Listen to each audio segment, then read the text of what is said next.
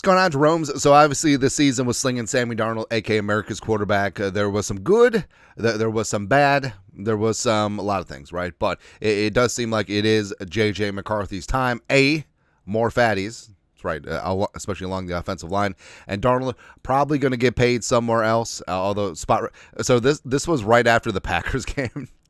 And then Spot Rec has decreased it to about $40 million per year, which is kind of funny. But of course, Kwesi is an outside-the-box thinker, and a potential outcome with the Vikings and Darnold this offseason is one that I frankly didn't even think about because it's never used. What about the transition tag, right? And ESPN's Jeremy Fowler fan those flames a little bit.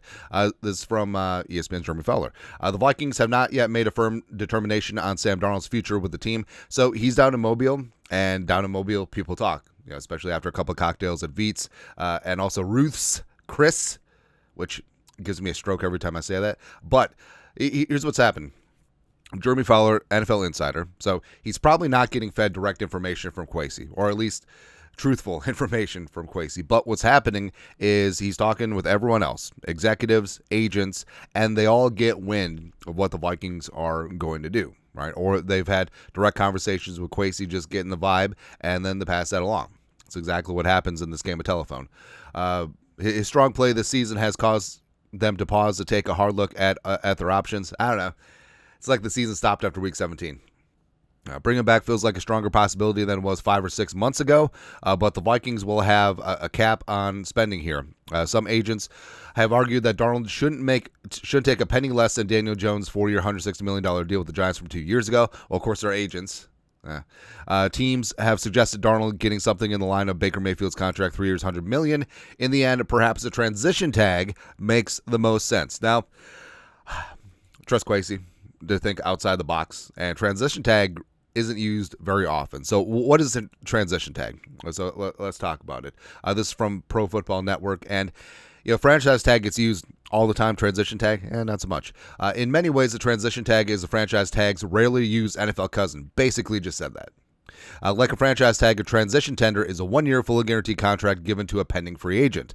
Players on the transition tag can negotiate with other teams during free agency, just like franchise players.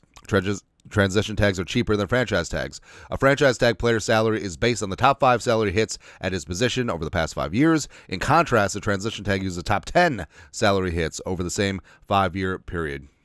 And the estimated transition tag cost for 2025 is around $35 million. Estimated franchise tag is $41 million. So the Vikings saving about $6 million in cash in this spot. Differences in transition and franchise tag compensation. You may be entitled to financial compensation. If a player is assigned the transition tag, he can still negotiate with teams in free agency. However, if a new club offers a deal, the team that tagged him can choose to match that offer. Basically, it's a right of first refusal. That's all it is. If they do so, the player must sign with the original team. However, if the team that tagged the player declines to match the offer, the player is free to leave and join the new team. Now, there can be a transition tag and trade situation, very similar to the franchise tag and trade, but there isn't set compensation in the transition tag like there is with the franchise tag.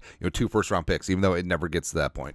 Anyways, but it could be all right, so Vikings have this player transition tagged, and then Team B comes in. It's like, okay, we will trade for Darnold on the transition tag. We'll give you a 3rd-round pick, and then the Vikings will say, okay. Yeah, that's basically what it comes down to. Yeah, basically the 2 ones for the franchise tag never happens, right? But certainly they can do that with the same instrument with the transition tag. And like I said, it hasn't been used very recently. The Patriots used a transition tag on Kyle Duggar in 2024, becoming the first team to use a transition tender in 4 years. And then Duggar did sign a long-term extension. Aside from Duggar, only 5 players have been transition tagged over the past decade. Kenyon Drake in 2020 with the Cardinals, Kyle Fuller with the Bears 2018, Charles Clay. I love Charles Clay, man, with the Dolphins. Last true H-back. Alex Mack with the Browns.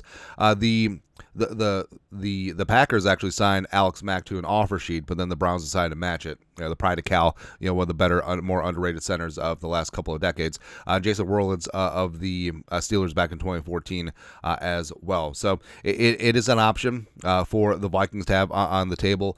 Here, it would save them some cash. Functionally, it operates similar to the franchise tag, but like we said, there isn't that there's that built-in compensation, but it never gets to that point anyway. So sort of what is the point? But it also could be a spot too. It's like, hey, maybe they put the transition tag on him and Darnold signs it, and the Vikings, they don't have any outside offers for a trade, and also there aren't any overwhelming contract offers from other teams, north of that $36 million. So is it a spot where Darnold and McCarthy are back next year in a full freight quarterback competition? Now, I know what you're saying. Well, if they bring Darnold back at that cost, I mean, he has to start, right? No, you start the best quarterback, because think of it as a sunk cost, and just think of your entire quarterback room as $40 million. So Darnold 35, 36, McCarthy on his rookie deal, and whatever backups. That's just sunk. It doesn't matter who that cash went to. Just play the best player. And also, it could open up a spot. Say J.J. McCarthy and Amor Fatties wins a starting job, and then you go through the season. Maybe there's some injuries somewhere else in the league, and then all of a sudden, Darnold becomes extremely attractive as a trade option. It's something that the Vikings could visit at that point in time. But I don't know. Like, are we ready for a full-on quarterback competition, full-on open quarterback competition in 2025 if this is how it goes down? Or is Kwesi just like two quarterbacks at the same time, man? I don't know. Who knows? But it's a long ways away. But transition tag is something that, frankly, I didn't even think about, but could make some sense as just always drama. Always drama with the stupid team. Anyways, your thoughts are thoughts. Could Sam Darnold be transition tagged this offseason? Let us know your thoughts. Our thoughts, comment section. You guys are the best. You know what to do. Skull production value.